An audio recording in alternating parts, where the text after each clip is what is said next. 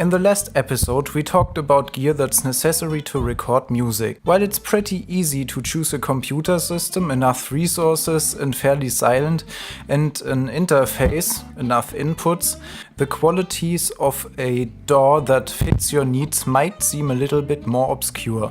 Of course, you will want to make sure that your computer uses decent quality parts and your interface is not just a duct tape wrapped cardboard box. Look for 2 to 8 inputs with built-in preamps, switchable phantom power, individual leveling knobs for each channel and a MIDI in. The inputs should work with XLR and jack cables, and that's about it for your home studio purposes. The actual magic then happens in the software.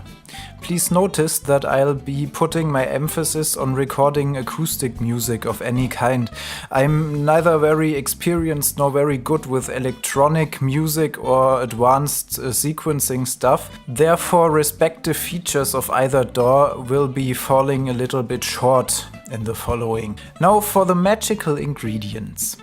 First of all, the obvious, your DAW must run on your chosen computer system. Running, for example, Apple's Logic Pro on a virtual machine will give you a horrifying performance and also compatibility issues. DAW and platform need to support your interface's ASIO or respective Mac or Linux driver. Try to set up a multi-channel session with Audacity. It's great fun for the whole family. Once you made sure that multiple signals will be able to hit your DAW at the same time, you will potentially need an infinite amount of tracks per session at your disposal. A number of free or light versions will give you a limited amount of tracks. While this is fine on many, you will see relatively fast that 64 tracks per session aren't very much. Max resolution and sample rate can be pretty much disregarded. Every product will do fine. Resolution in this case can be compared to resolution of a digital image,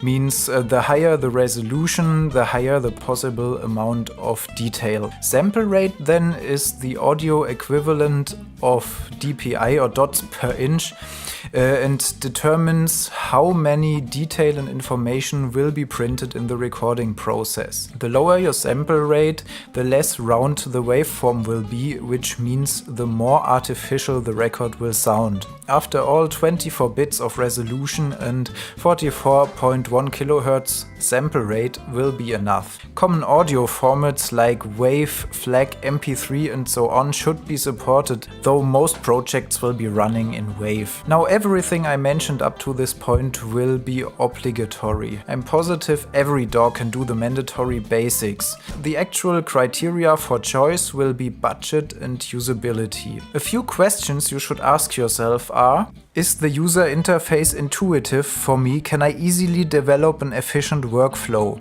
Do I need sheet music notation features? Do I need sequencing features for programming MIDI instruments and drum machines?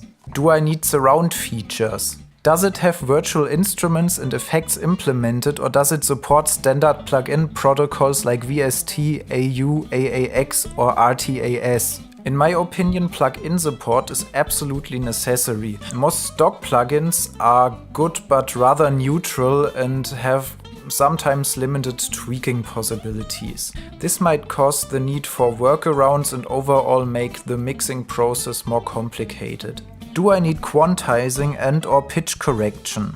Quantizing is the process of aligning timed events to the click or the grid. Pitch correction, as the name suggests, manipulates the pitch of audio signals. Does it supply enough inserts for effects, enough buzzers to combine tracks on? Can you afford it? And very last but not least, is it bloody stable? There's nothing more frustrating than doing the absolute perfect take and then your DAW decides to bid farewell. Now, most of those points might still seem a little abstract to the ongoing engineer. For this reason, we need to elevate them to the practical level.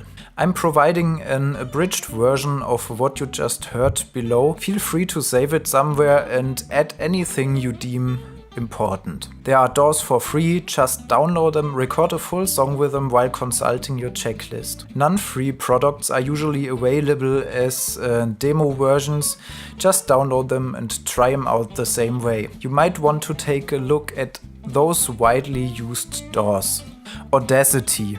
More of an audio editor than a DAW, it's the free mixing tool. It has every effect necessary, supports plugins and is fairly easy to use, kind of like the GIMP of audio. On the downside, it can be hard to set up advanced routing options and it doesn't have inserts, which means the effects are printed to the waveform directly and can't simply be undone. Presonus Studio One. Designed for great comfort, it has neat drag and drop features. The free version is quite limited but usable. Plugins are not supported up till Pro. Traction. Similar to the free Studio One version but with plugin support. Adore. Designed for professional use on a Linux environment. It can do about anything a commercial product can, but it's incredibly hard to set up and use. In my experience, it runs extremely unstable as well. GarageBand. Native to Apple, I think it's too basic to be useful. Magic Samplitude.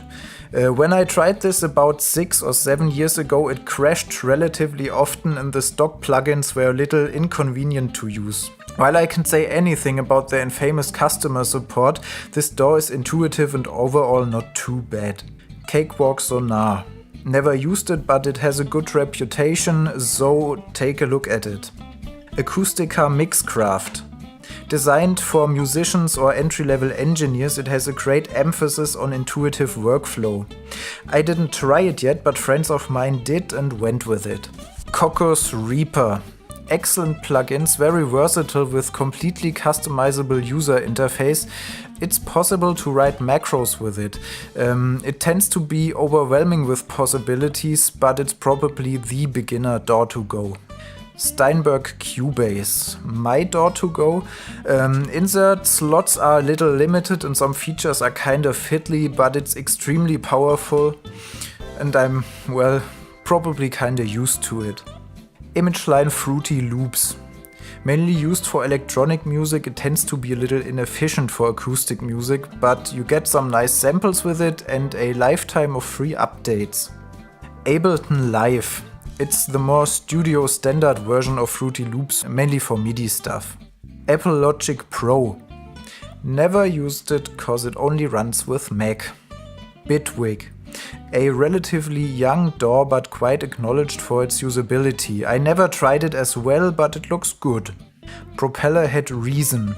Also mainly for MIDI stuff, I wasn't able to get familiar with it. Avid Pro Tools. It's the worldwide studio standard, it's simply great. If you want to invest the money, do it. There are more DAWs around, some of them I probably haven't even heard of, I apologize, I guess. If you want to dig a little deeper, there's plenty of material. You'll find things like Magic Sequoia, Steinberg Wavelab or Nuendo, Sinewave Podium, Adobe Audition, Soundblade and whatnot. Those are DAWs for special mastering of Foley tasks and probably won't be of any use to you. That's it for today. Stay tuned for the next episode when we'll discuss how to get everything to work.